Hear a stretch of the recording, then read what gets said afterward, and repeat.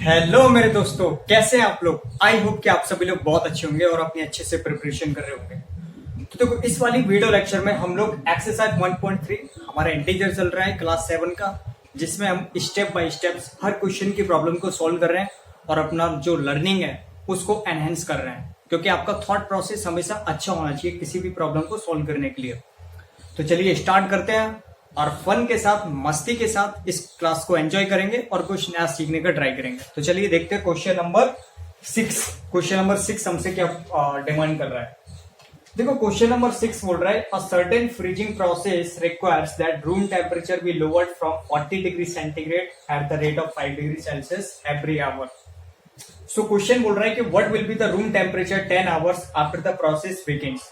मतलब ये क्वेश्चन क्या पूछ रहा है मैं आपको बताता हूँ, एक्सप्लेन करके। बोल रहा है कि रूम टेम्परेचर जो है ना वो लोअर्ड हो जाता है 40 डिग्री सेल्सियस से कम, और किस रेट पर हो रहा है, 5 डिग्री सेल्सियस पर आवर। यानी हर घंटे 5 डिग्री सेंटीग्रेड से ये टेम्परेचर फॉल हो रहा है, यानी गिर रहा है 5 डिग्री सेंटीग्रेड। तो ये बोल रहा है कि ऐसे ही अगर 10 घंटों के बाद हम देखेंगे तो ये जो रूम टेम्परेचर है वो कितना हो जाएगा जब ये प्रोसेस स्टार्ट होगी। मतलब ये टेम्परेचर गिरना स्टार्ट होगा एवरी आवर, तो 10 आवर्स के बाद ये प्रोसेस क्या होगी, ये प्रोसेस अब बिगिंस हो जाएगी स्टार्ट। तो देखते हैं फिर यहाँ पर, देखो क्वेश्चन को समझते हैं। माफी चाहूंगा आप लोगों से, बस थोड़ा सा कोऑपरेट करिए। देखो, मैं इसमें क्या है, पूरा क्वेश्चन राइट डाउन नहीं कर सकता हूँ, क्योंकि अगर मैंने इसमें क्वेश्चन लिखा तो फिर मैं सॉल्यूशन नहीं कर पाऊंगा। तो अभी प्लीज आप मेरे साथ थोड़ा सा कोऑपरेट करिए। ये अभी छोटा बोर्ड है, फिर आगे मैं ट्राई करूंगा। अभी मैं बड़ा बोर्ड लाने का कोशिश करूंगा, तो उसमें फिर हम अच्छे से क्वेश्चन आंसर सब कुछ कर सकते हैं। बस मैं यहाँ पर सिर्फ एक्सप्लेनेशन के लिए आया हूँ, आपको सिर्फ एक्सप्लेनेशन देने के आया हूँ, वरना पढ़ाना तो हर किसी को आता है, लेकिन मैं चाहता हूँ कि आप सिर्फ चीजों को समझें कि इसके पीछे का लॉजिक क्या है। तो चलिए अब स्टार्ट करते हैं और शुरू करते हैं। देखो, यहाँ पर सबसे पहले मैं इसको सॉल्व करूंगा तो इनिशियल रूम टेम्परेचर कितना है मेरा, आई मीन रूम का टेम्परेचर। तो इनिशियल रूम टेम्परेचर,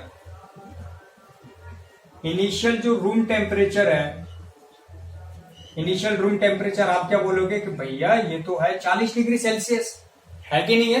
क्वेश्चन नहीं, वो यही तो बोला है कि स्टार्टिंग में जो उसका इनिशियल रूम टेम्परेचर है ये 40 डिग्री सेल्सियस है अभी। लेकिन ये बोल रहा है कि अब क्या हो रहा है कि इसका जो टेम्परेचर है वो गिर रहा है एवरी आवर। तो यहां पर हम बोलेंगे कि change in room temperature, change in room temperature. तो change in room temperature per hour कितना, 5 डिग्री सेल्सियस। मतलब इस रेट से ये रूम टेम्परेचर चेंज हो रहा है हर घंटे, यानी हर घंटे में 5 डिग्री सेल्सियस से रूम टेम्परेचर कम हो रहा है, चेंज हो रहा है नीचे की तरफ। तो ये बोल रहा है कि 10 घंटे बाद कितना होगा। तो सबसे पहले मैं ये निकाल लूं कि अगर हर घंटे में 5 डिग्री सेल्सियस से ये चेंज हो रहा है, नीचे गिर रहा है, तो 10 घंटे बाद कितना होगा। और देखो, इसमें कभी भी टेंशन मत लिया करो इसमें। अरे लैंग्वेज बनाना तो बहुत आसान है, आप अपने दिमाग से लैंग्वेज बनाया करो। देखो, हमेशा ये जरूरी नहीं है कि किस प्रोसेस में कर रहे हो, बस उससे कहीं ज्यादा जरूरी है कि जो प्रोसेस कर रहे हो क्या वो सही है क्या। तो बस इस पे काम करना है, वो तो आपका तरीका है ना आंसर देने का। आप सामने वाले का कॉपी करके थोड़े ना आंसर दोगे, फिर आपके ब्रेन का क्या ही मतलब है जब आपने उसके थॉट प्रोसेस से आंसर दिया। आ रहा है समझ में। तो लैंग्वेज आप कैसे भी बना सकते हो, कोई डजेंट मैटर, कोई फर्क नहीं पड़ेगा उससे। बस आपका जो सॉल्यूशन है, आपका जो प्रोसेस है उस क्वेश्चन का आंसर देने का, वो सही होना चाहिए।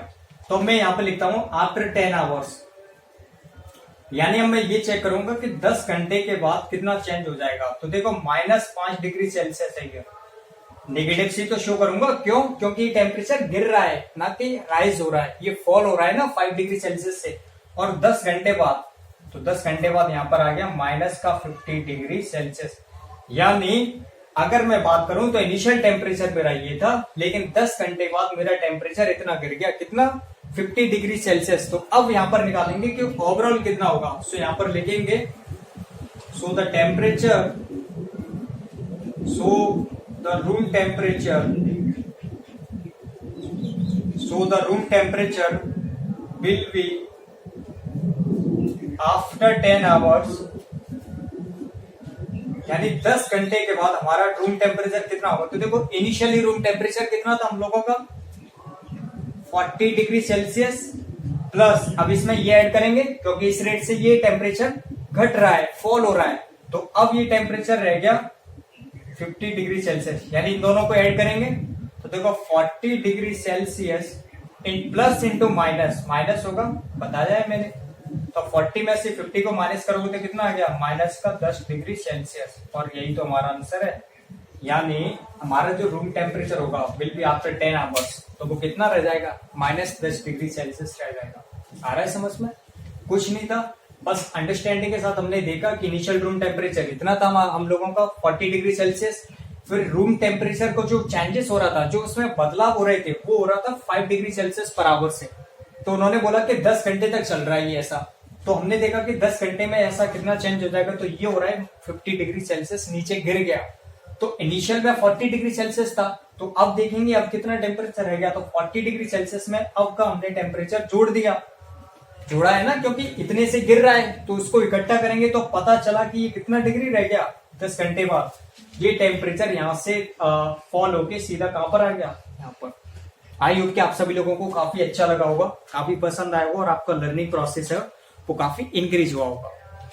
तो मैं चलता हूं, अब आपको अगली वीडियो में लूंगा क्वेश्चन नंबर 7 की प्रॉब्लम को लेकर। तब तक के लिए फन के साथ आप पढ़ाई करें, विदाउट स्ट्रेस, मस्ती के साथ पढ़े, ताकि आपके ऊपर कोई भी बर्डन ना हो किसी चीज का। ओके, तो मैं चलता हूं।